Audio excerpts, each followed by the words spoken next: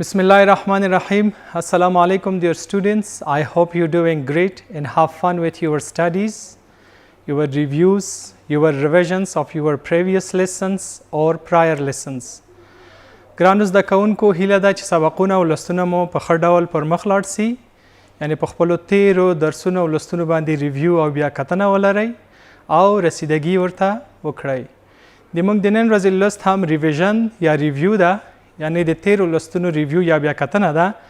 په نن ورځ کې به موږ په سمپل پاست ټنس کې یا تیره زمانه باندې او هم په پریزنت پرفیکټ ټنس یعنی کامل حال زمانه باندې به موږ بیا کتنه ولرو او د هغوی ترمنځ به توپیر په ډاګه کړو. نو هیله ده چې تاسې هم چمتو اوسئ او د ویډیو تر پایه له موږ سره پاتې شئ. وړاندې تر دې چې کتاب ته ورسو، لیټس هاو ا کویک لوک ټو د بورډ. راځئ چې یو ځغلنده نظر تختې ته ولرو. Grade 12 Subject English Unit 7 Lesson 3 Pages 82-84 Program 36. Objective for this lesson: our students should differentiate between simple past and past perfect tense. د موږ د درس موخه یا د لوست موخه دا ده چې په سمپل پاست ټنس کې تیره زمانه باندې چې دا د موږ د تیرو درسونو تکرار دی او په پریزنت پرفیکټ ټنس چې تیره ونه موږ ولسته د دې دواړو ترمنځ باید موږ چې وکوی سو توپیر وکوی سو او د هغوی د استعمال ځایونه په ډاګه کړی سو. The title of this lesson is Revision in Simple Past Tense Words Present Perfect Tense. دا د موږ د درس یا د لوست ټایټل یا عنوان دی. نو راځئ تاسې 82 صفحې ته راسئ، کتاب ته راسئ چې په کتاب کې نور څه لیکل سوي.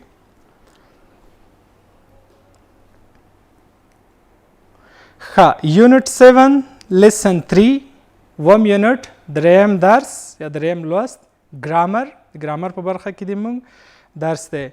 ریوایزینګ د پاست ټنس. موږ به تیره زمانه ریوایز کوو، بیا کتنه کوو ورباندې او بیا یې تکراروو. یعنې په تیر ځل کې موږ دغه درسونه لوستي دي، اوس بیا یو ځل ریوایز کوو او بیا کتنه پرې کوو. ښه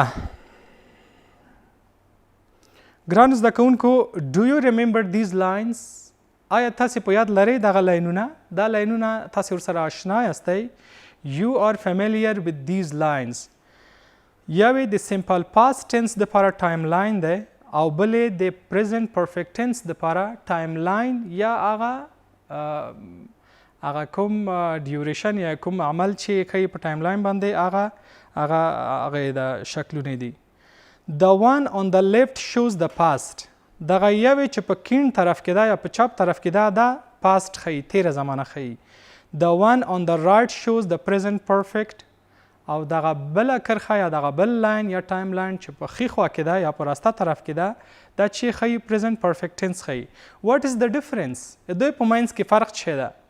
کله چې تاسې شکلو ته ګورئ یا کله چې تاسې دغه ټایم لاین ته ګورئ څه تاسې خیال ته راځي، څه فرق ورباندې تاسې ته راځي؟ او که نه یې لاندې ډسکرپشن یې ورته ورکړی. We use the present perfect tense when مونږ کامل حال زمانه یا پریزنت پرفیکټ مونږ هغه وخت کې استعمالوو.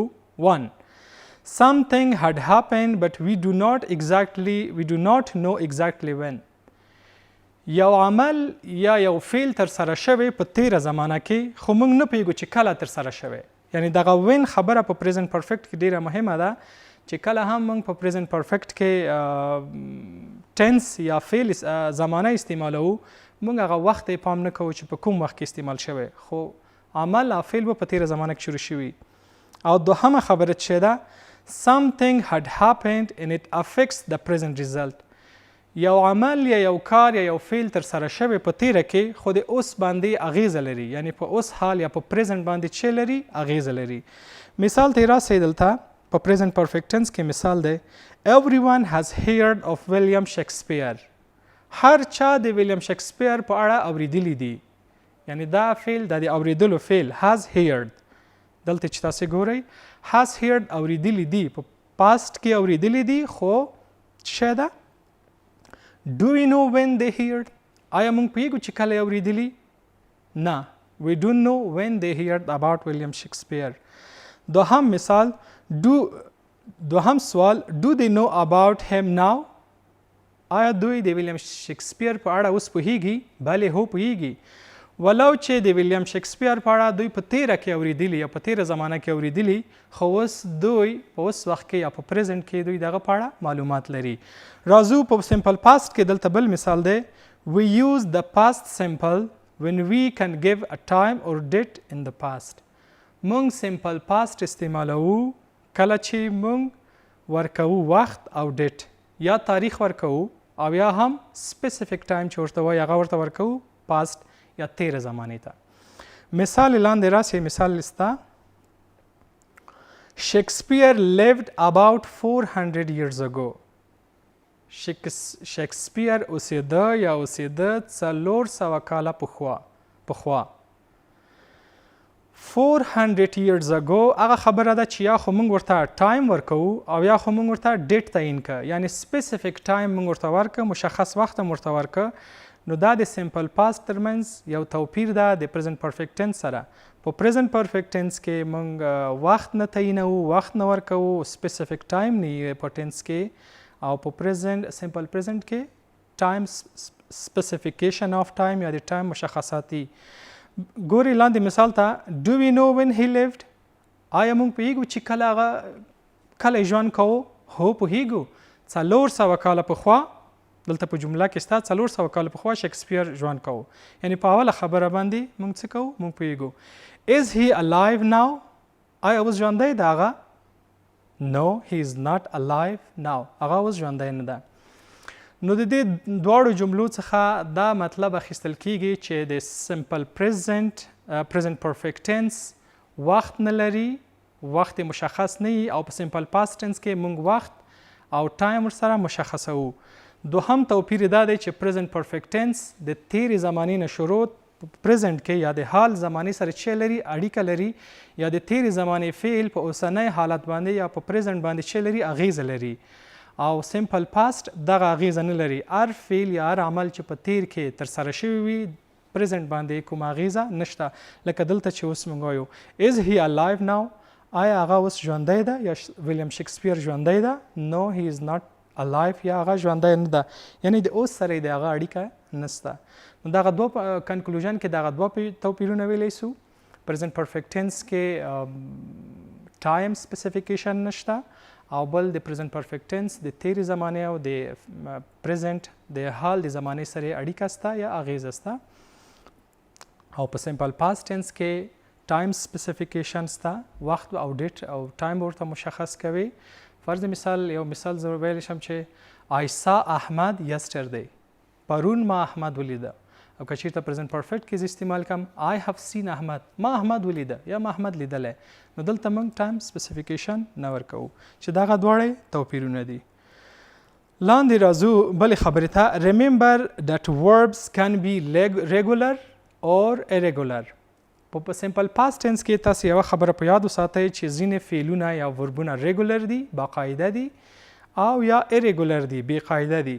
د ریګولر دپاره قاعده دا ده چې کله د بیس فورم آف د ورب سره ای ډي اضافه کیږي. چې اضافه کیږي؟ ای ډي. لوک فرض مثال اگزامپل یې ده چې دا لوک یو فعل ده، یو ورب ده، ای ډي ورباندې اضافه شوی، دویم حالت ته اوښتی یا سمپل پاست ته اوښتی، او دریم حالت هم چې ده پاست پارټیسیپل چې ورته وایي هغه لوکټ، بیا هم ای ډي اخیستی یا همغه د سمپل پاست په شانته دی.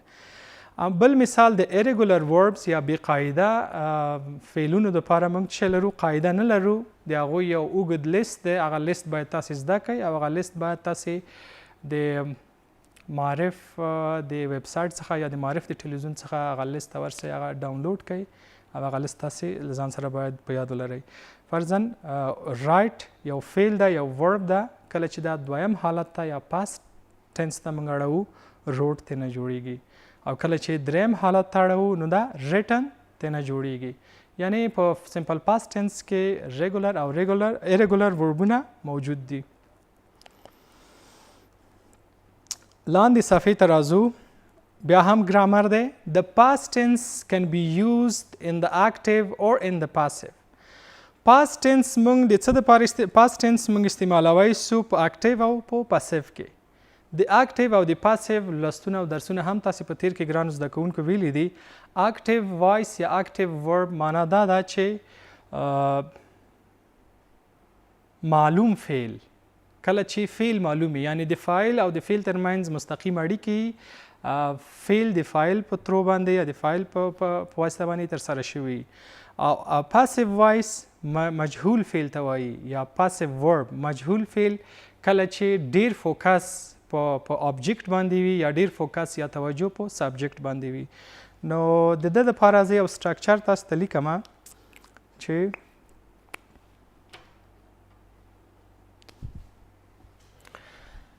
که چیرته موږ سمپل پاست ټینس کې د اکټیو او د پاسیو مثالونه ولرو، دا به د سمپل پاست ټینس دپاره وي.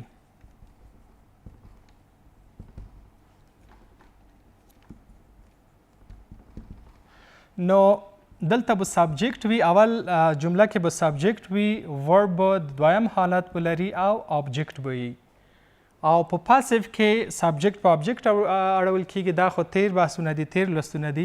نو موږ به چې کوو په پاسیو کې به اول آبجیکټ وي، آبجیکټ څخه وروسته به موږ چې لرو هیلپینګ ورب به لرو. هیلپینګ ورب د دویم حالت د فعل سره به یا شي یا به وازي یا به وري. او د ورب دوهم حالت به د ورب په دریم حالت باندې چې کیږي اوړي، او وروسته به د بای کلمه اضافه کیږي او وروسته به د سبجیکټ کلمه اضافه کیږي. مثالونه په کتاب کې شته. زه د کتاب یو مثال تاسو ته لیکمه. ډیکن روټ ناولز.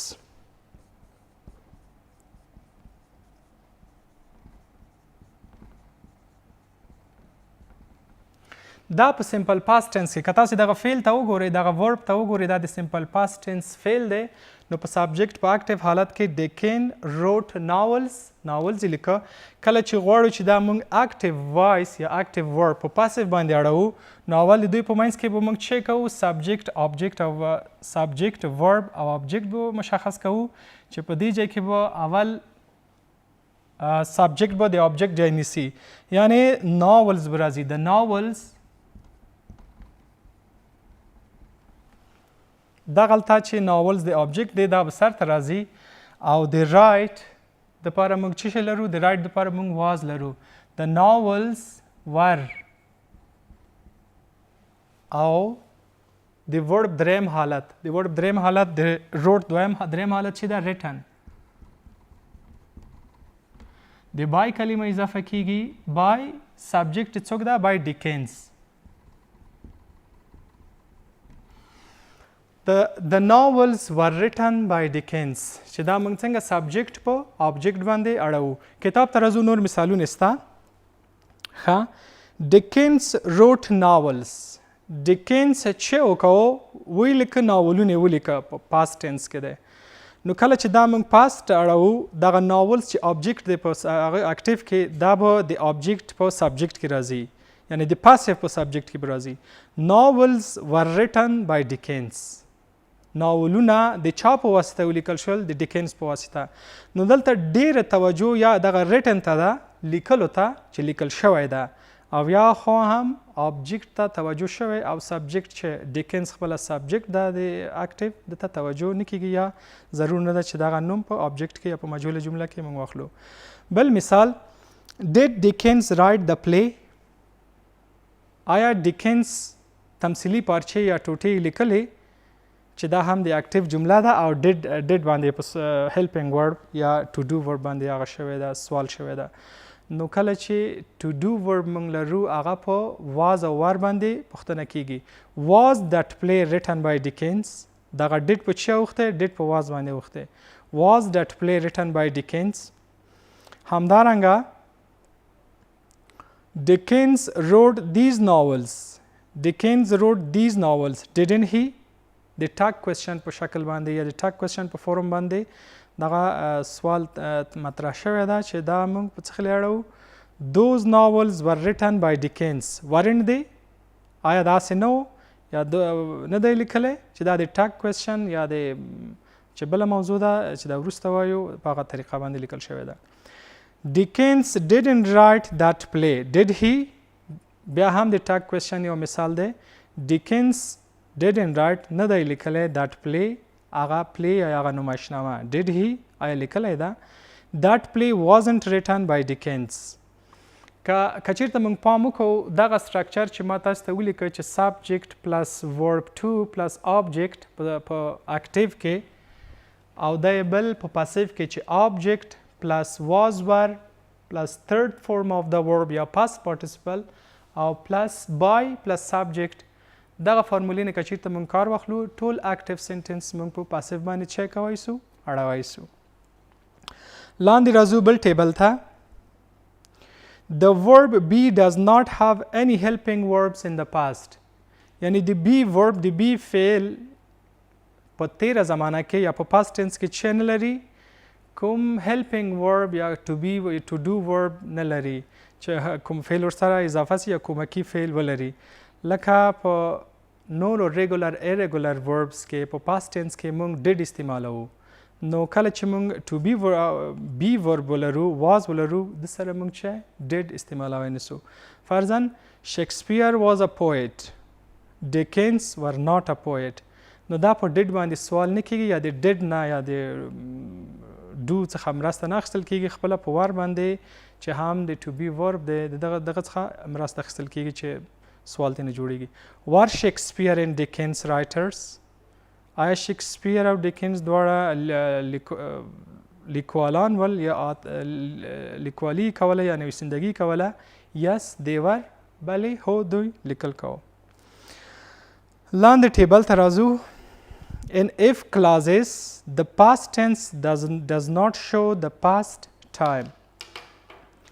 if clauses نوې بحث دی یا نوې موضوع ده چې دا کنډیشنل هم ورته وایي شرطیه جملې هغه جملې چې موږ شرط تږدو یا هغه جملې چې موږ تصور کوو یو شرطي جمله یا قضیه وړاندې کوو نو دلته ښکاري چې ان اف کلازز کلازونه په څو ډوله دي. موږ زیرو کلاز لرو صفري قضیې فرست ټایپ کلازز سیکنډ ټایپ کلازز او تھرد همداسې میکسډ ټایپ کلازز موږ لرو قضیې موږ لرو خو په دې ځای کې اصلي هدف دا ده چې په پاست ټینس کې does not show the past time.